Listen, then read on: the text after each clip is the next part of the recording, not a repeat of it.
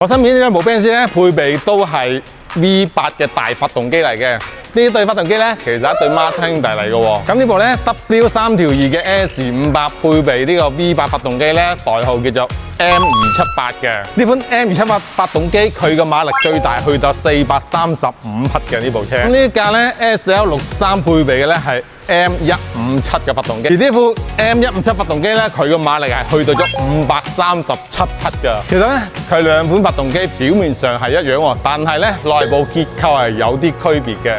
譬如好似我手上揸住呢叫凸輪軸啦，兩款發動機咧凸輪軸呢個凸圓嘅高度係唔同嘅。M157 手係高少少，所以咧佢入氣量會比 M278 會多少少，所以馬力會大啲嘅。